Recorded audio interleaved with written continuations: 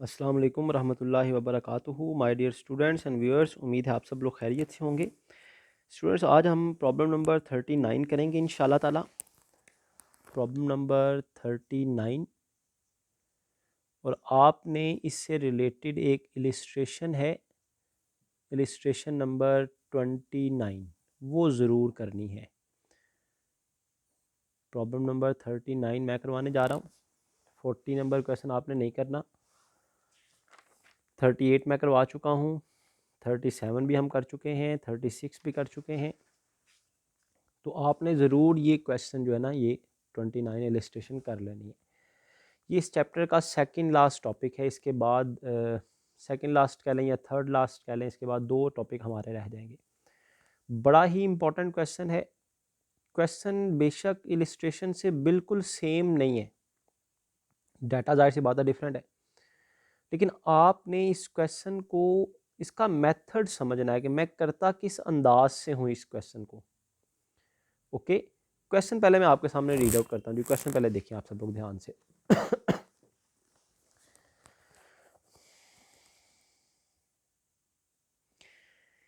MH Khan Fabrics Limited had a fire completely destroyed the factory premises।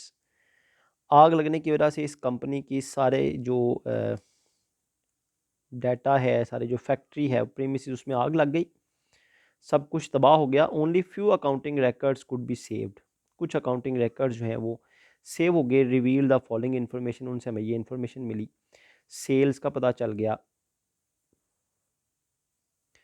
Purchases of direct material, direct labour, cost of goods available for sale का पता चल गया। Balance sheet of the company prepared at the end of previous accounting year, जो पिछले साल के and पर balance sheet बनाई गई थी ना, उसमें यह रिकॉर्ड था। डायरेक्ट मटेरियल पिछले साल का एंडिंग, वर्क इन प्रोसेस पिछले साल का एंडिंग, फिनिश गुड्स पिछले साल की एंडिंग। जो पिछले साल की एंडिंग है वो इस साल के लिए क्या हो जाएंगी, ओपनिंग हो जाएंगी। उसके बाद कुछ इनडायरेक्ट इन्फॉर्मेशन हमें गिवन है। Companies past experience over 10 year showed the following percentage relationship. Company का पास्ट एक्सपीरियंस ये बता रहा है कि डायरेक्ट लेबर जो है ना वो इक्वल होती है किसके, 20% of total current manufacturing cost के। फैक्ट्री ओवरहेड होती है जी 33.33% of total conversion cost. Gross profit होती है 25% ऑफ सेल्स के बराबर। The loss was covered by insurance company. इतना भी नुकसान हुआ ना फैक्ट्री प्रीमिसेस में आग लगने की वजह से, उसकी इंश्योरेंस हुई हुई थी। The insurance company wants to know the approximate value of the inventories for settlement of claim. Insurance company ये जानना चाहती है कि आपका कितने का नुकसान हुआ है, ताकि वो सेटलमेंट कर सके क्लेम की, आपका जो नुकसान हुआ है उसे पूरा कर सके। रिक्वायर्ड ये है कि जो आग लगने की वजह से जो इन्वेंट्री मटेरियल की थी, वर्क इन प्रोसेस की थी और फिनिश गुड्स की थी, inventory is destroyed by fire. आग लगने की वजह से ये तीनों क्लोजिंग इन्वेंट्री आग की वजह से ज़ाया हो गई। तो जाहिर सी बात है, अब आपने इंश्योरेंस कंपनी को बताना है भाई इतना नुकसान हुआ, तो बताएं भाई मटेरियल कितना नुकसान हुआ, वर्क इन प्रोसेस कितना जल गया, फिनिश गुड्स कितनी जल गई। वो तो जल गई हैं, अब आपके पास रिकॉर्ड नहीं है, एक्चुअल इन्वेंट्री नहीं है। तो किसी तरह अकाउंटिंग रिकॉर्ड्स को यूज़ करते हुए आपने एंडिंग मटेरियल कैलकुलेट करना है, ending work in process, ending finish goods जो कि जल चुके हैं। आपने इसकी theoretical value, calculated value calculate करनी है वैल्यू, ताकि आप इंश्योरेंस कंपनी को बताएं भाई इतना हमारा नुकसान हुआ है और वो नुकसान की कंपनसेशन आपको दे सकें। कुछ डाटा डायरेक्ट दिया हुआ है, कुछ इनडायरेक्ट इन्फॉर्मेशन दी हुई है। करना कैसे है, तो सबसे पहले आप लोग अपनी नोटबुक निकालें और cost of goods manufactured and sold statement बनाएं।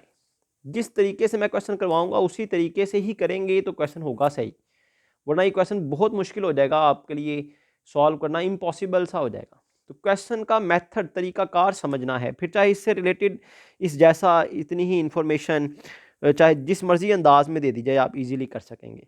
तो सबसे पहले cost of goods manufactured and sold statement बनाएंगे आप लोग।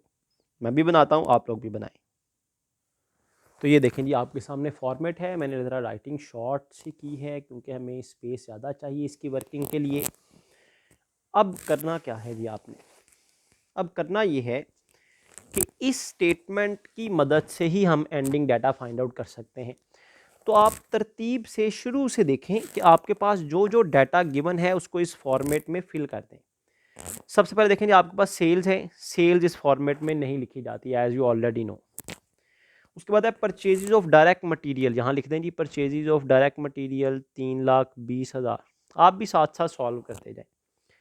उसके बाद डायरेक्ट लेबर की इन्फॉर्मेशन गिवन है, डायरेक्ट लेबर यहाँ पर आनी है 90,000, यहाँ पर इसका डाटा फीड करते जाएं, जो जो डाटा डायरेक्टली गिवन है उसे फिल करते जाएं। उसके बाद है cost of goods available for sale, ये देखें 5,30,000। ये क्वेश्चन का पैटर्न ही ये रखना है आपने, जो मैंने इलिस्ट्रेशन नंबर 29 आपको कही है उसको भी ऐसा ही करना है। फॉर्मेट बना लेना है, क्वेश्चन के स्टार्ट से शुरू हो जाना है, जो डाटा डायरेक्टली गिवन है परसेंटेजेस की शक्ल में नहीं, जो डायरेक्टली गिवन है उसे पहले आपने यहां पर फीड करना है। अच्छा जी, उसके बाद cost of goods available for sale के बाद लिखा हुआ जी मटेरियल इन्वेंट्री पिछले साल की, प्रीवियस ईयर की एंडिंग इस साल के लिए ओपनिंग हो जाएंगी। जैसे मटेरियल की ओपनिंग इन्वेंट्री हो गई जी 50,000, वर्क इन प्रोसेस की ओपनिंग इन्वेंट्री हो गई जी 60,000, और फिनिश गुड्स की ओपनिंग इन्वेंट्री हो गई 65,000, सॉरी 65, ये मैंने 6,50,000 लिख दी है, 65। अच्छा जी, फॉलो करें जी मेरी बात। उसके बाद लिखा हुआ जी company past experience direct labour is equal to 20%, जहाँ पर ये परसेंटेज आ गई ना वो इनडायरेक्ट डाटा आ गया।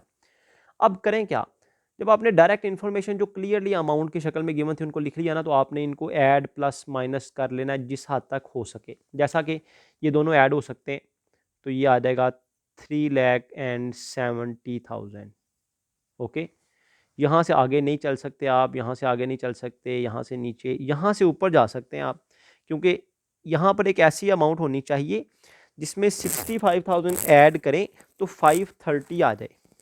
कौन सी ऐसी अमाउंट है जिसमें 65,000 ऐड करें तो 5,30,000 आ जाए? आप माइनस करके चेक कर लें, इन दोनों को माइनस करके चेक करें, यहाँ पे आएगा 465,000। देखिए जी, कुछ ना कुछ सॉल्व हुआ ना, कॉस्ट ऑफ गुड्स मैन्युफैक्चर्ड आ गई ना एटलीस्ट आपके पास। वहाँ पर ऊपर देख लें आप, आपके पास परचेजेज ऐड करने के बाद मटेरियल अवेलेबल फॉर यूज़ आ गया है। अब फर्दर अगर आप बैकवर्ड या मतलब अपवर्ड या डाउनवर्ड कैलकुलेशन करने की कोशिश करते हैं तो वो नहीं हो रही।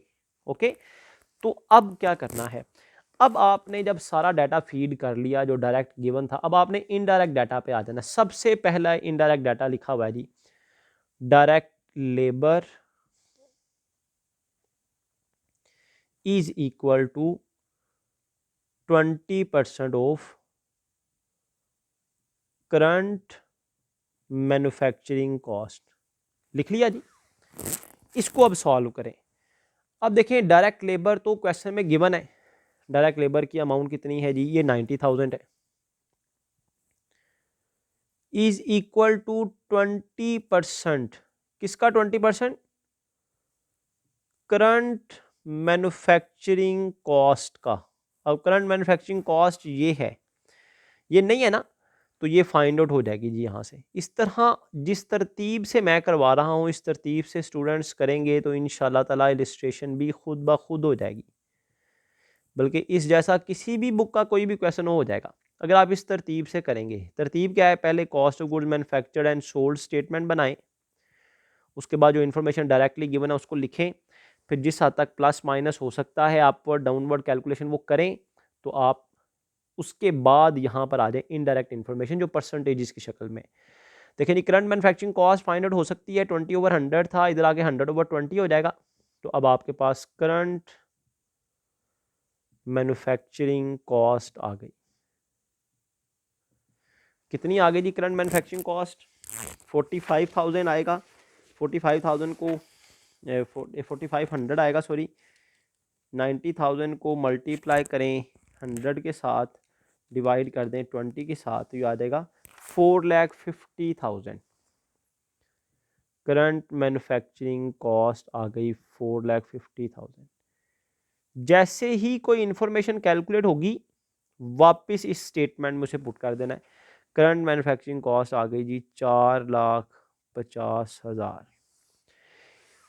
इन्फॉर्मेशन कैलकुलेट हुई, उसे पुट किया, उसको पुट करने के बाद देखना है किस हद तक हम सॉल्व कर सकते हैं। ये देखें जी 4,50,000 है, यहाँ ऐड वर्क इन प्रोसेस 60,000 है, ऐड कर दें 5,10,000 आ जाएगा। अब मेरी बात ज़रा फॉलो करें, ये भी फाइंड आउट हो गया जी। 5,10,000 में से क्या माइनस करें कि 4,65,000 रह जाए, खुद बता दें। 5,10,000 में से हम क्या माइनस करें कि 4,65,000 रह जाए, तो 45,000 माइनस करें जी। अब कैसे पता चला, आप इन दोनों का डिफरेंस लेके देख लें, 5,10,000 का और 4,65,000 का, 45,000 आता है। क्वेश्चन की एक रिक्वायरमेंट तो देखें सॉल्व हो गई है। कैसे? एंडिंग वर्किंग प्रोसेस निकालना था, एंडिंग मटेरियल निकालना है, एंडिंग फिनिश गुड्स निकालनी है, तो एंडिंग वर्किंग प्रोसेस तो फाइंड आउट हो गया। सिर्फ तरतीब ये रखनी। अब देखिए हम फिर स्टक हो गया ना, हमें पता नहीं चल रहा अब नेक्स्ट क्या करें। तो अब क्वेश्चन की नेक्स्ट इन्फॉर्मेशन तरतीब से चलना है। क्वेश्चन की नेक्स्ट इन्फॉर्मेशन में क्या लिखा हुआ है जी? Factory overhead is equal to 33.33% of conversion cost. लें जी, अब इसको सॉल्व करते हैं, तरतीब से चलना है बस। फैक्ट्री ओवरहेड हमारे पास नहीं है, ओके। 33.33% का मतलब है 33/100। कन्वर्जन कॉस्ट का पता होना चाहिए आपको। Conversion cost is equal to direct labour cost plus factory overhead. Conversion cost is equal to direct labour cost plus factory overhead. Clear हो गया? अब क्या करना, अब इसको सॉर्ट आउट कर लेते हैं। ये 33.33% मल्टीप्लाई कर दें, इसके साथ भी मल्टीप्लाई हो जाएगा, इसके साथ भी मल्टीप्लाई हो जाएगा, तो ये स्टेटमेंट बन जाएगी factory overhead is equal to 33.33% direct labour, दोनों से मल्टीप्लाई हो जाएगा ना, प्लस 33.33% FOH। ये 33.33%, इसके साथ भी मल्टीप्लाई हो गया, 33.33%, इसके साथ भी मल्टीप्लाई हो गया। अब अगर आप इस इक्वेशन में देखें तो FOH नहीं है, डायरेक्ट लेबर हमारे पास है, तो FOH को इक्वल साइन के एक साइड पर ले आए, याद रहेगा FOH minus 33.33% FOH is equal to, ये इसी तरफ रहेगा 33.33% डायरेक्ट लेबर। अब इसको सॉल्व कर लें।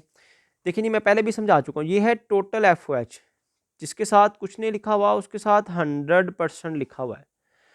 टोटल FOH में से उसका 33% माइनस करें, ये टोटल FOH है, इसमें से उसका 33.33% माइनस करें तो आ जाएगा 66.66% FOH is equal to 33.33% direct labour. Direct labour हमारे पास ऑलरेडी है जी 90,000,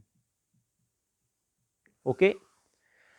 अब 90,000 का 33.33% लेंगे, तीसरा हिस्सा लेंगे तो वो आ जाएगा 30,000। यहाँ पर है जी 66.66/100 फैक्ट्री ओवरहेड। तो देखें जी इस रिलेशनशिप से FOH फाइंड आउट हो सकती है। FOH को इक्वल साइन की इस साइड पर रहने दें, ये 66.66% जब इक्वल साइन के इस तरफ आएगा तो ये 100/66.66% हो जाएगा, 100/66.66%।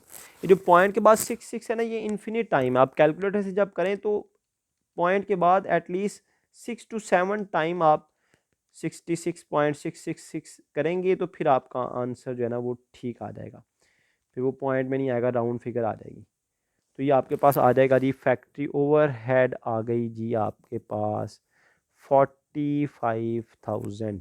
लें जी, दूसरी इन्फॉर्मेशन थी हमारे पास ये वाली, उसको जब हमने सॉल्व किया तो हमारे पास 45,000 आ गया। ये FOH आ गई, इसको दोबारा यहाँ पर पुट कर दें। तो मैंने क्या कहा था, जैसे ही कोई इन्फॉर्मेशन पुट करें उसी वक्त देखें कि क्या चीज़ कैलकुलेट मजीद हो सकती है। देखें अब यहाँ से बैक जा सकते हैं आप, यहाँ पर एक ऐसी अमाउंट होनी चाहिए जिसमें 45,000 ऐड हो। देखिए ऐड होना है ना प्राइम कॉस्ट, 45,000 ऐड हो तो 4,50,000 आ जाए, तो जाहिर सी बात है यहाँ पर 4,05,000 होना चाहिए। आप बेशक माइनस करके चेक कर लें। भाई मज़ीद कैलकुलेशन हो सकती है, यहाँ पर एक ऐसी अमाउंट होनी चाहिए जिसमें 90,000 ऐड करें तो 4,05,000 आ जाए। तो आप 4,05,000 आना ना यहाँ पर एक ऐसी अमाउंट होगी जिसमें डायरेक्ट लेबर 90,000 ऐड किया होगा तो 4,05,000 आ जाएगा। तो आप 4,05,000 का और 90,000 का डिफरेंस ले लें। 4,05,000 में से 90,000 90,000 माइनस कर दें तो इट कम्स 3,15,000। ओके, मज़ीद देखें कैलकुलेशन हो सकती है। 3,70,000 में से कोई अमाउंट माइनस करनी है तो 315 रह जाए। खुद मुझे बता दें आप लोग, सिंपल सी बात है, छोटा बच्चा भी एक बता सकता है कि 55,000 माइनस करेंगे तो 15 रह जाएगा। बेशक आप इन दोनों को 3,70,000 और 3,15,000 का डिफरेंस लेके चेक कर लें।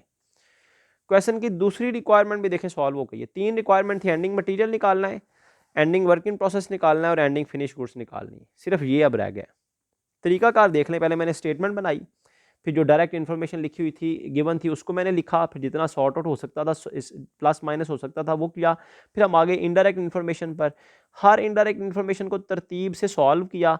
जैसे ही कोई कैलकुलेट हुआ उसे वापस यहाँ पर लिख दिया। उसको लिखने के बाद देखा भी मजीद हम क्या प्लस माइनस कर सकते हैं उसकी वजह से। फिर दूसरी इन्फॉर्मेशन पर आ गए, उसकी कैलकुलेशन की, उसका डाटा फीड किया। फिर मजीद देखा भी इसकी वजह से क्या आसानी पैदा हुई है, क्या प्लस माइनस हो सकता है। अब आ जाए क्वेश्चन के नेक्स्ट फेज पर। नेक्स्ट क्या लिखा हुआ है जी, ग्रॉस प्रॉफिट। क्योंकि अब इससे आगे भी स्टक हो गया, हमें कोई समझ नहीं आ रही, तो हमने क्वेश्चन की नेक्स्ट इन्फॉर्मेशन पे जाना। वो लिखा हुआ है जी, gross profit is equal to 25% of sales. इससे हमारे लिए क्या आसानी हो सकती है देख लेते हैं जी। अभी ग्रॉस प्रॉफिट फाइंड आउट हो सकती है जी ग्रॉस प्रॉफिट फाइंड आउट करते हैं जी। क्या लिखा हुआ है, 25% ऑफ सेल्स। 25% ले लें सेल्स का। सेल्स हमारे पास सबसे पहले लिखी हुई थी 6,50,000। 6,50,000 का 25% लें जी।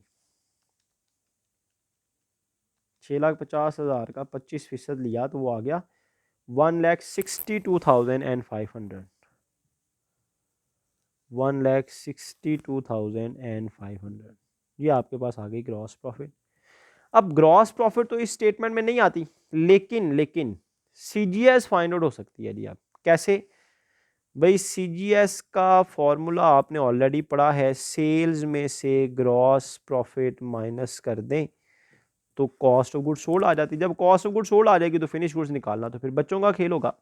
सेल्स कितनी है, 6,50,000 माइनस ग्रॉस प्रॉफिट कितनी है, 1,62,500। तो सेल्स में से ग्रॉस प्रॉफिट माइनस कर दें, इट कम्स सीजीएस, वो आ गई 4,87,500। भाई ये जो सीजीएस आपके पास आई है इसको यहां पर लिख दें 4,87,500। तो भाई ये निकालना कोई मुश्किल है मुझे बताएं। 5,30,000 में से क्या माइनस करूं कि 4,87,000 रह जाए। आप इन दोनों का डिफरेंस लेकर चेक कर लें।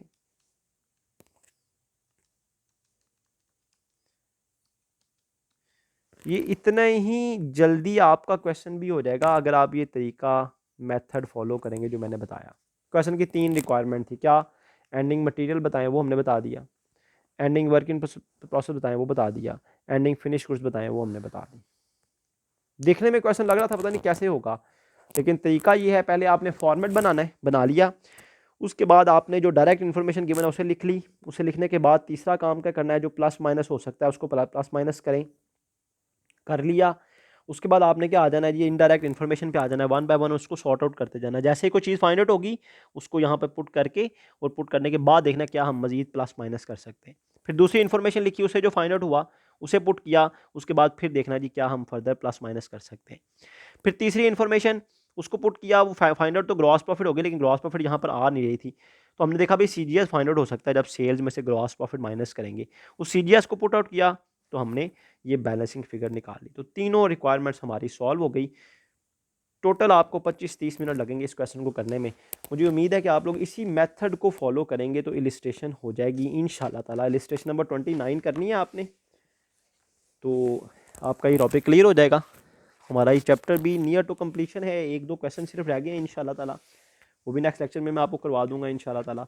और हमारा ये चैप्टर जो है वो कंप्लीट हो जाएगा। चैप्टर कंप्लीट होने का मतलब है एटलीस्ट अगर आप बीकॉम के स्टूडेंट्स हैं तो आपका 20 मार्क्स कन्फर्म हो जाएंगे, और अगर आप बीबीए के स्टूडेंट हैं तो एटलीस्ट आपके पेपर में समझ लें कि 25% पोर्शन आपका कंप्लीट हो गया, क्योंकि बीबीए में तो 10 मार्क्स का क्वेश्चन आता है, फिर एमसीक्यूज वगैरह आते हैं।